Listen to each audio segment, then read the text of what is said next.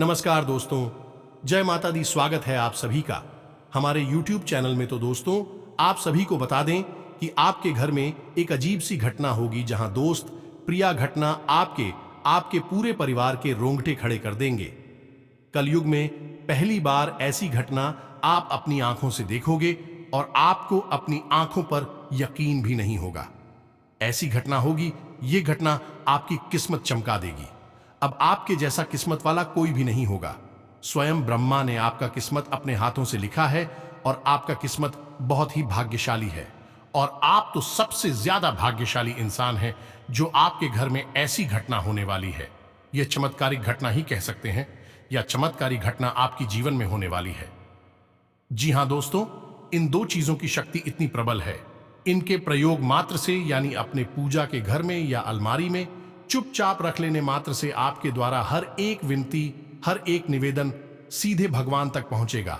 और यह क्रिया भगवान को भी विवश कर देगी कि वह आपकी हर एक बात को सुने और आपकी हर एक मनोकामना को पूरी करें। लेकिन हम यहां पर आपको बता दें दोस्तों कि आप जितना सकारात्मक रहेंगे, यानी कि अच्छी अच्छी बातें सोचेंगे, अपने मन के भाव स्वच्छ रखेंगे, शुद्ध रखेंगे, उतना ही जल्दी आपकी मनोकामना फलित होगी। उतनी ही जल्दी इन चीजों का प्रभाव आपके जीवन में दिखाई दे रहा शुरू हो जाएगा। एक बात याद रखें दोस्तों कि आपकी राशि के जातक जब जब जीवन में नकारात्मक होंगे, फिर चाहे वह नकारात्मकता किसी भी प्रकार की क्यों ना हो, इन्हें अपने जीवन में कष्ट उठाने पड़ेंगे।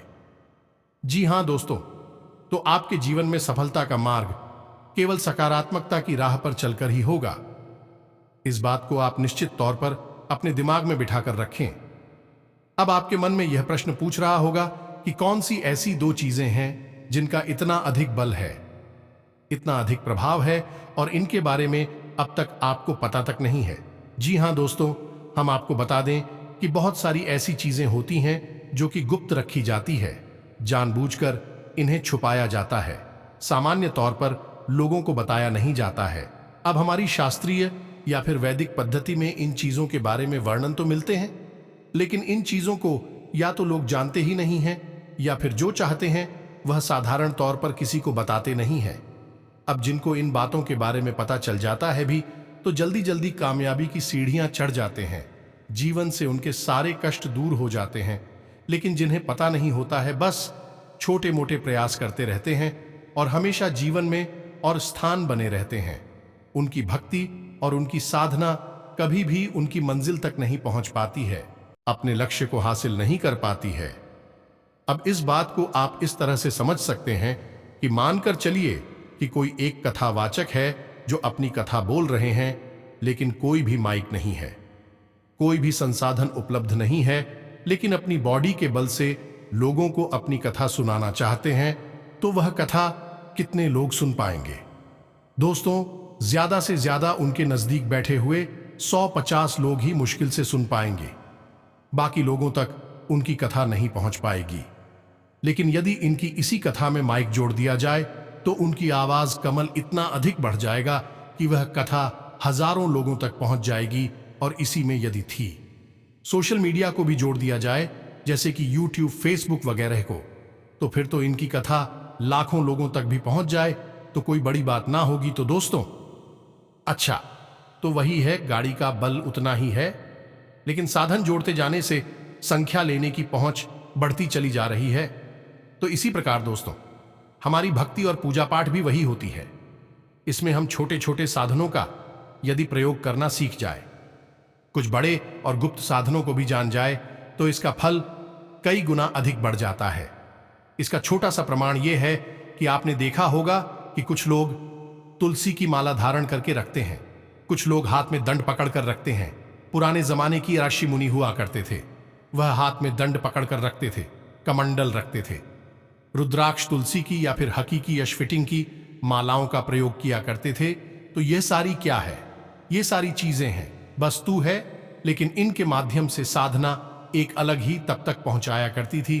तो इसीलिए इनका प्रयोग किया जाता था कि हाँ दोस्तों, तो इन सब चीजों को आपको बताने का हमारा मकसद ये है कि आप समझे कि हमारे आसपास जो चीजें मौजूद हैं, इनकी शक्ति क्या है, इनके प्रयोग के तरीके क्या है। तो दोस्तों, हम आपको सारी बातें विस्तार से बताने जा रहे हैं और इन दो चीजों का गुप्त प्रयोग आपको हम बताएंगे। बस चुपचाप आपको इनका प्रयोग करना है, अपनी पूजा की अलमारी में लाकर रख लेना है। किसी से इस विषय में चर्चा नहीं करनी है। फिर आप वही प्रार्थना, वही पूजा पाठ, वही हनुमान चालीसा करेंगे, लेकिन आप उसके परिणाम कई गुना अधिक प्राप्त होने लगे। लेकिन फिर से हम दोस्तों आपसे यही बात दोबारा फिर कहेंगे कि आपके मन के भाव शुद्ध होना आवश्यक है, क्योंकि यह पूजा जो हम करते हैं, जो हमारे घरों में होती है, जो हमारे जीवन में आसपास चलती रहती है, ये सब पिक पूजा होती है। और यहां पर हमारा शत यानी कि हमारी मन की शुद्धता बहुत अधिक आवश्यक होती है। यदि यहां पर हमने मन में थोड़ा सा भी मेल किया, नकारात्मकता लेकर आए, तो फिर हमारा हर एक प्रयास असफल हो जाएगा। फिर किसी भी प्रकार का आपको लाभ प्राप्त होगा ही नहीं। तो यह आप अपने दिमाग में बात पूरी तरह से बैठा कर रखें। तो चलिए दोस्तों, आज के इस महत्वपूर्ण वीडियो को प्रारंभ करते हैं। लेकिन इससे पहले आपसे एक निवेदन है कि पूरे भाव के साथ माता रानी को याद करें और कमेंट में जय मां काली कृपा करो अवश्य लिखें। एक बार नहीं, 3 बार लिखें। माता रानी आपकी पुकार को अवश्य ही सुन लेंगे। अब बहुत ही जल्द उन्हें जीवन में शुभ समाचार मिलने प्रारंभ हो जाएंगे और जीवन की आ रही अड़चनों से उन्हें मुक्ति निश्चित तौर पर प्राप्त होगी। हमें माता रानी पर पूरा विश्वास है और ये सब क्रियाएं जो हम कर रहे हैं, इस सब माता रानी के आदेश से ही की जा रही हैं, उन्हीं की प्रेरणा है। वीडियो शुरू करने से पहले हम आप सभी से एक महत्वपूर्ण बात करना चाहते हैं कि हम आप सभी के लिए अच्छे से जानकारी के लिए दिन रात मेहनत करते हैं। बहुत छानबीन करने की बात, आप सभी के लिए हम बहुत अच्छे जानकारियां लेकर आते हैं, जो कि आप सभी के जीवन के लिए बहुत ही जरूरी होता है।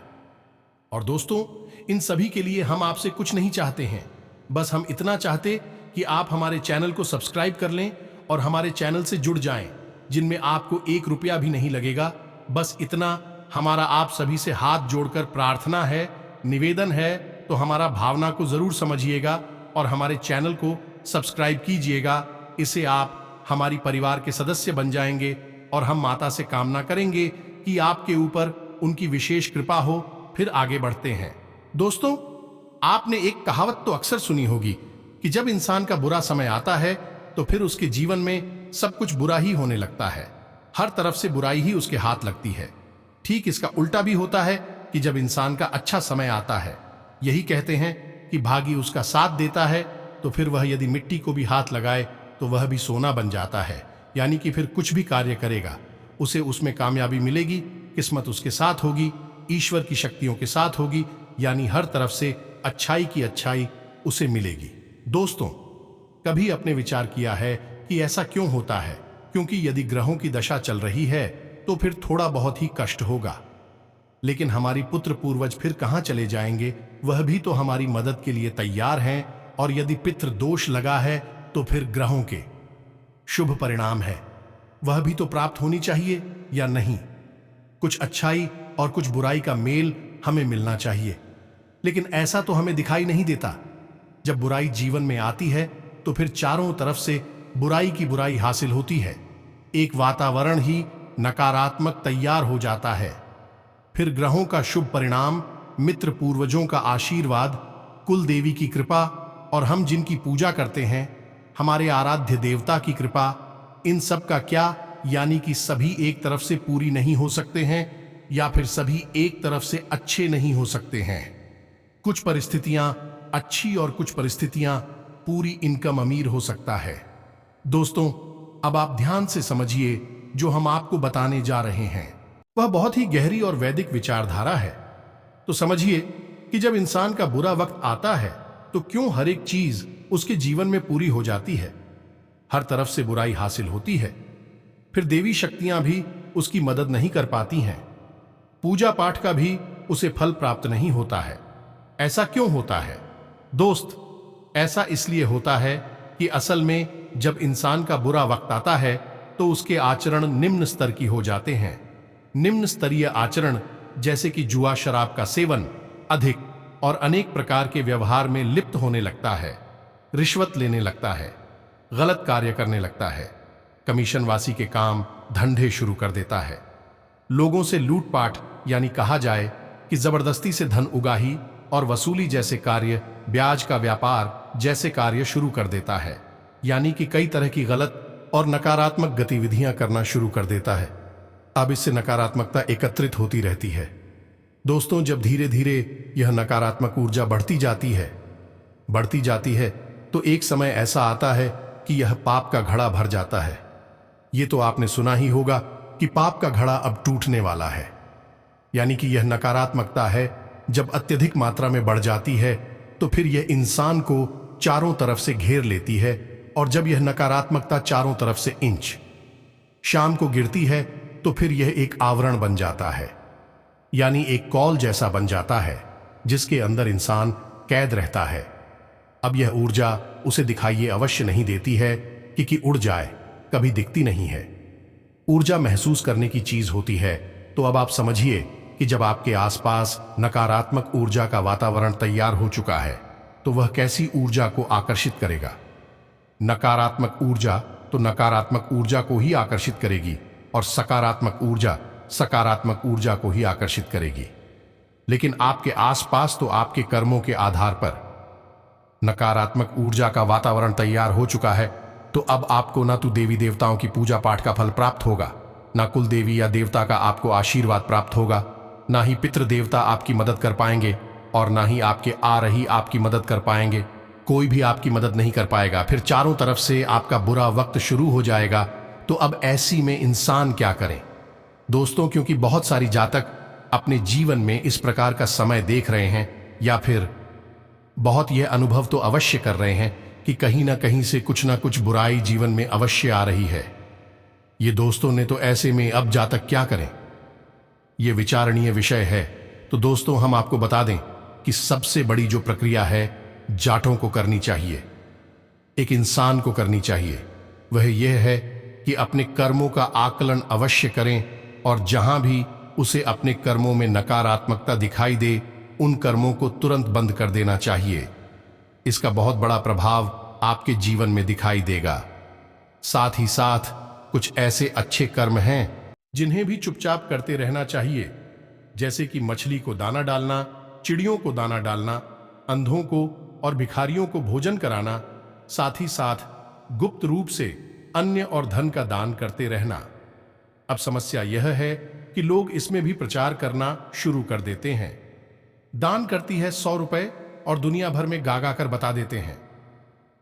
जैसे ही आपने अपनी दान का बखान शुरू किया, वैसे ही दान का पूरा महत्व समाप्त हो जाता है। फिर दान करने के बाद भी आपको उसका पुण्य, उसका फल, सकारात्मक ऊर्जा प्राप्त नहीं होगी। अब कोई क्या करे, अपना दान भी कर रहे हैं और बताए भी नहीं। तो ये तो बहुत बुरा लगता है कि भैया पैसा भी चला गया, मेहनत भी चली गई, और हमने किसी को पता भी नहीं पाया, नाम भी नहीं कमा पाया। तो दोस्तों, हमारी वैदिक परंपरा में दान को प्रचार का माध्यम नहीं बताया गया है। यह गुप्त रूप से होना चाहिए।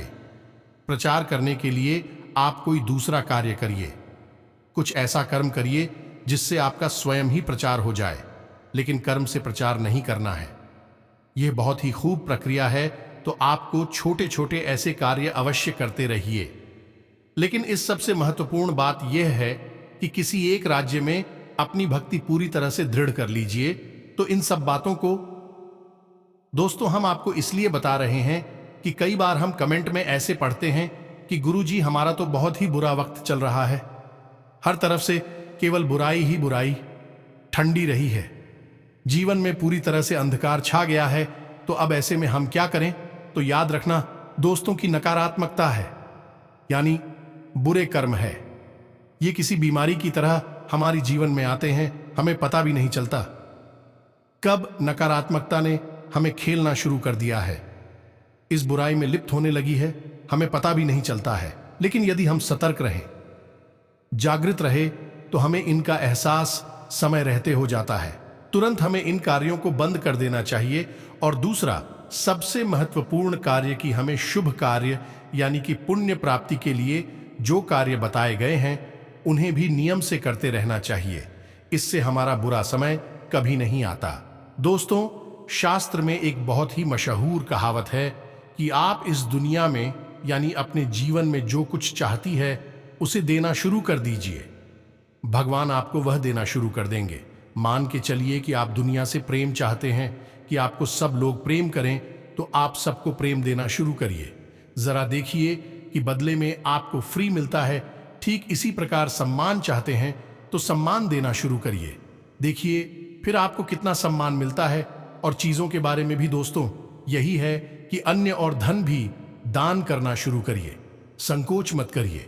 दोस्तों, न तो यह अन्य धन है, आपकी मर्जी से आपके पास आया है, और ना ही आपकी मर्जी से यह जाएगा। आप तो बस माध्यम है।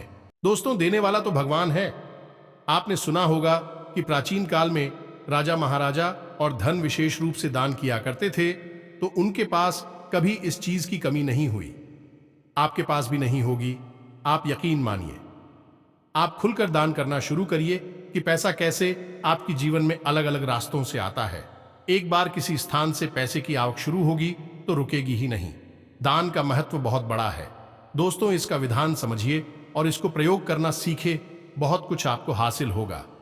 इन सब बातों को बताने का मकसद केवल हमारा इतना है कि आप स्वयं ही अपने जीवन में चल रही घटनाओं के लिए जिम्मेदार हो सकते हैं, और स्वयं ही इनसे बाहर निकलने का रास्ता आपको ढूंढना पड़ेगा। कोई आपका हाथ पकड़कर आपको जीवन के कष्टों से बाहर निकालने के लिए नहीं आने वाला है। यह आपका कर्म है, आपको ही यही युद्ध लड़ना है, और आपको ही इस युद्ध को जितना भी है। दोस्तों, चलिए अब हम आपको बताते हैं कि कौन सी है बुद्धगुप्त चीजें आपको चुपचाप है अपने पूजा घर में लाकर रख लेना है। किसी से इस विषय पर कोई चर्चा नहीं करना है। अब ध्यान से सारी बातों को समझना कि हम आपसे क्या कह रहे हैं। सबसे पहले आपको अपनी पूजा घर के लिए एक लक्ष्मी पोटली तैयार करनी है। जी हाँ दोस्तों, लाल किताब में इसका वर्णन मिलता है, और इस पोटली का महात्मा इतना अधिक है कि जिस जातक के घर में पूजा घर में यह पोटली पाई जाती है या जो जातक रखता है, उसके जीवन में कभी भी धन की कमी नहीं होती है। अब इस पोट को तैयार कैसे करना है, इन बातों के बारे में ध्यान से समझे। हर एक चीज को चुन चुन कर रहा है।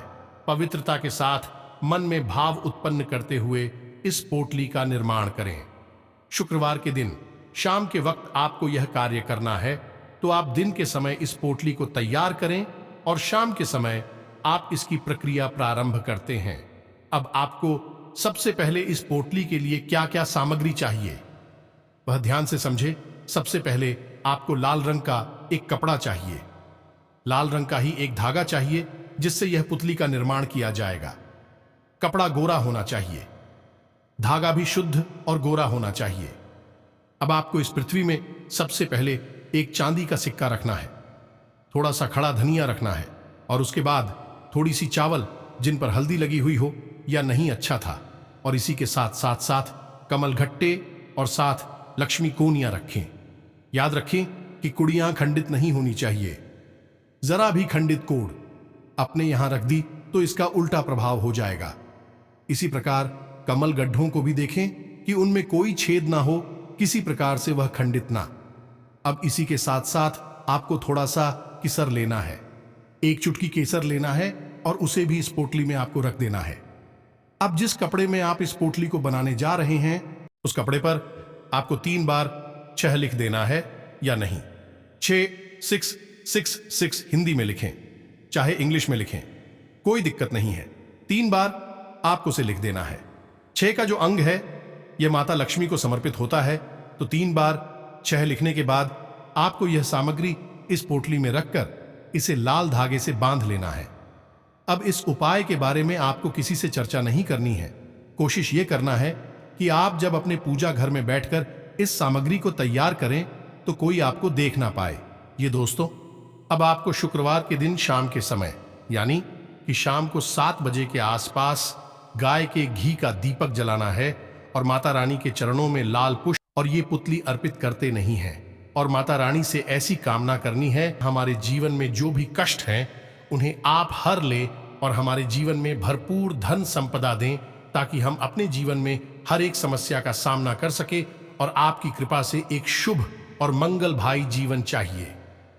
इस प्रकार की आपको कामना करनी है, और इस पोटली को आपको पूजा समाप्त होने के बाद अपनी पूजा की अलमारी में किसी भी स्थान पर गुप्त रूप से छुपाकर रख देना। ध्यान दोस्तों, अब कुछ बातों का आपको ख्याल रखना है कि आप जहां पर इस पोटली को रख रहे हैं वहां पर भगवान भोलेनाथ का ना तो फोटो होना चाहिए, ना ही कोई शिवलिंग होना चाहिए। मतलब कहने का यह है कि आप इसे माता लक्ष्मी की फोटो के नीचे या कहीं भी आसपास किसी कपड़े के नीचे छुपाकर किसी भी प्रकार से रख सकते हैं। एक बार आपको यह कार्य करना है, बार बार इसे करने की आवश्यकता नहीं है। यदि किसी कारणवश यह पोटली खुल जाती है तो फिर आपको दोबारा से नई पोटली तैयार करनी होगी, या फिर यह खंडित हो जाती है, ये किसी वजह से यह दूषित हो जाती है, तब भी आपको नई पोटली बनानी होगी। लेकिन फिलहाल यही लंबे समय तक आपका साथ देगी। आप जैसे ही सपोर्ट अली का निर्माण करेंगे, अपने पूजा घर में स्थापित करेंगे, आप देखेंगे कि आपके जीवन में धन को लेकर समस्याएं धीरे धीरे समाप्त होनी शुरू हो जाएगी। वैसे कि तमाम तरह से आवक शुरू हो जाएंगी। यदि रुपए पैसे को लेकर कोई कार्य आपका बाधित हो रहा था, पानी की परेशानी आ रही थी, पैसा कहीं अटक रहा था, समय पर पैसा मिल नहीं पा रहा था, तो वही समस्याएं दूर हो जाएंगी। इसके साथ साथ दोस्तों, आपको एक और चीज है जिसका प्रयोग अपने पूजा घर में विशेष तौर से करना चाहिए। पूजा घर के स्थान पर यदि आप इसका प्रयोग तुलसी माता के पास करेंगे तो बहुत अधिक आपको लाभ प्राप्त होंगे। लेकिन यदि आपके घर में से माता नहीं है, या व्यवस्थित नहीं है, या सही स्थान पर नहीं है, तो फिर आप इन्हें पूजा घर में स्थापित कर सकते हैं। ये दौर तो इन्हें हम शालिग्राम करती हैं। शालिग्राम एक घर में होना बहुत आवश्यक है। जिस घर में शालिग्राम मौजूद होती है उस घर में किसी भी प्रकार की रोग दोष और बाधाएं नहीं रहती हैं। इसके साथ साथ दोस्तों, आपको एक और चीज है जिसका प्रयोग अपने पूजा घर में विशेष तौर से करना चाहिए। पूजा घर के स्थान पर यदि आप इसका प्रयोग तुलसी माता के पास करेंगे तो बहुत अधिक आपको लाभ प्राप्त होंगे। लेकिन यदि आपके घर में सिम आता नहीं है, या व्यवस्थित नहीं है, या सही स्थान पर नहीं है, तो फिर आप इन्हें पूजा घर में स्थापित कर सकते हैं। ये दौर तो इन्हें हम शालिग्राम करती हैं। शालिग्राम एक घर में होना बहुत आवश्यक है। जिस घर में शालिग्राम मौजूद होती है उस घर में किसी भी प्रकार की रोग दोष और बाधाएं नहीं रहती हैं। जीवन निर्बाध रूप से सुखी व्यतीत होता है। साथ ही साथ यह भगवान विष्णु का सूत्र प्रतीक माना जाता है, तो माता लक्ष्मी स्वयं ही इस घर में वास करने लगती हैं जहां शालिग्राम स्थापित होते हैं। कि यदि आपके घर में माता तुलसी का व्यवस्थित स्थान है, नित्य पूजन होता है, जल अर्पित किया जाता है, तो आप माता तुलसी के पास ही शालिग्राम को स्थापित करें, यानी कि माता तुलसी की जड़ों के पास आप शालिग्राम को स्थापित करें। पूरे विधि विधान से उनका नित्य पूजा पाठ करें। गाय के घी का एक दीपक अवश्य जलाएं, तो आपके जीवन में चमत्कारी परिणाम प्राप्त होने शुरू होंगे। दोस्तों, अब शालिग्राम की शुद्धता को जानना बहुत आवश्यक है। कई प्रकार के शालिग्राम बाजार में मिल जाते हैं, लेकिन आपको देखना है कि शालिग्राम की जो शिला है वह बिल्कुल काले रंग की होनी चाहिए। उसमें कोई भी अन्य संत दिखाई नहीं देना चाहिए। इसी के साथ साथ उसका स्वरूप बिल्कुल काला होना चाहिए। अगर काले रंग में थोड़ा हल्का रंग है, यानी कि हल्की काले रंग की वह चला है, तो वह शुद्ध शालिग्राम नहीं माना जाता है। तो आपको देखना है, उसका परीक्षण करना है, तभी उसे अपने घर में लेकर आना है। बिल्कुल शुद्ध और काले रंग की सालिग्राम की सलाह आपको लेकर आनी है, और उसी भगवान विष्णु का प्रतीक मानकर उसका पूजन करके उसे अपने तुलसी घर में या अपने पूजा घर में स्थापित करें। या दोस्तों, और इस शिला को स्थापित करने का सर्वोत्तम दिन है गुरुवार। जी हां दोस्तों, यह कार्य आप गुरुवार के दिन कर सकती हैं। अब यदि तुलसी के घर में आपका सही व्यवस्था नहीं बन पा रही है, तो आप इसे पूछा घर में भी स्थापित करने कोई समस्या नहीं है, तो बस इन दो चीजों को आप सही तरह से व्यवस्थित करके अपने पूजा घर में स्थापित करें और आप ठीक हैं। जीवन कैसे बदलता है, चमत्कार होना शुरू हो जाएंगे। दोस्तों, हम इस बात की गारंटी देते हैं। एक बहुत ही गुप्त विषय हम आपको बताने जा रहे हैं। किसी भी आप ध्यान से समझते कि यहीं से सारे पूजा पाठ में विधि विधान शामिल होते हैं, या फिर पूरी जो भी पूजा पाठ हम करते हैं वह चौपट हो जाती है। दोस्तों, अब आपने जैसे पूजा करने के लिए दीपक जलाया, बिना दीपक जलाए तो पूजा संपन्न होती ही नहीं है। यह आप भी जानते हैं। तो आपने दीपक जलाया और दीपक जलाने के बाद आपने अपनी पूजा पाठ प्रारंभ कर दी। लेकिन क्या आपको यह पता है कि जो दीपक आपने जलाया है वह सोच सकारात्मक ऊर्जा का प्रतीक बना, यानी भगवान के द्वारा वह दीपक स्वीकार किया, यह नहीं किया क्या? क्योंकि दोस्तों, मंत्र के उच्चारण के द्वारा यदि वह दीपक शुद्ध नहीं किया जाएगा, भगवान को समर्पित नहीं किया जाएगा, तब तक वह जागृत नहीं होगा। अब ऐसे तो हम खाना बनाने के लिए भी लौ जलाते हैं, तो क्या वह दीपक का स्वरूप बन जाएगा? ऐसे तो हम सर्दियों में तापने के लिए अपने घरों के बाहर थोड़ी थोड़ी अग्नि जला देती है, तो क्या वह दीपक का शुरू बनेगा या फिर कहां जाएगा? कि नहीं दोस्तों, हर एक अग्नि, हर एक लो दीपक नहीं होती है। दीपक बनाने के लिए उस दीपक को जागृत करना पड़ता है। यह दोस्तों सभी वह दीपक देवी देवता स्वीकार करते हैं, अन्यथा उसे चलानी है न जलाने का कोई महत्व नहीं है। तो अब आप ध्यान से समझिए कि दीपकों को जलाने का कौन सा मंत्र होता है। आप जब भी दीपक प्रज्वलित करें तो इस मंत्र को उच्चारण अवश्य करें और कम से कम आपको यह मंत्र 7 बार उच्चारण करना है। ये दोस्तों 7 बार उच्चारण करते करते आप दीपक को प्रज्वलित करेंगे तो आप देखेंगे कि आपकी पूजा पाठ को एक विशेष दर्जा हासिल हो जाएगा। आपकी पूजा पाठ का आपको विशेष फल प्राप्त होना शुरू हो जाएगा। तो वह मंत्र कौन सा है जो दीप जलाते समय, प्रज्वलित करते समय हमें उच्चारण करना चाहिए? तो ध्यान से सुने, मंत्र आपके मोबाइल की स्क्रीन पर भी दिखाई देगा। हम बोलने भी जा रहे हैं तो मंत्र कुछ इस प्रकार है। शुभम करोति कल्याणम आरोग्यम, धन संपदा में शत्रु बुद्धि विनाश, शायद दीपम ज्योति नमोस्तुते। जी हां दोस्तों, इस मंत्र का आचरण करता है। मंत्र एक बार फिर से हम बोल रहे हैं, जरा ध्यान से सुने। शुभम करोति कल्याणम आरोग्यम, धन संपदा शत्रु बुद्धि विनाश, शायर दीप ज्योति नमोस्तुते। इस प्रकार आप यदि जी दीपक को प्रज्वलित करेंगे, आपका दीपक पूरी तरह से शुद्ध हो जाएगा और देवी देवताओं के द्वारा स्वीकार भी किया जाएगा। तो उम्मीद है कि जो जानकारी हमने आपको दी है वह आपके निश्चित तौर पर काम आएगी। आपके जीवन को बदलने में एक महत्वपूर्ण भूमिका निभाई थी। यदि कोई प्रश्न आपके मन में होता है तो आप निश्चित तौर पर पूछे, हम आपके प्रश्नों के जवाब देने की पूरी कोशिश करेंगे। कमेंट में पूरे भाव के साथ जय मां काली कृपा करो, एक बार नहीं 3 बार अवश्य लिखना। साथ ही साथ वीडियो अच्छा लगा हो तो इसे लाइक अवश्य करना और चैनल को सब्सक्राइब करके घंटी के निशान को भी अवश्य दबा देना। मिलते हैं अगले ज्ञानवर्धक वीडियो में, तब तक के लिए धन्यवाद। जय माता की।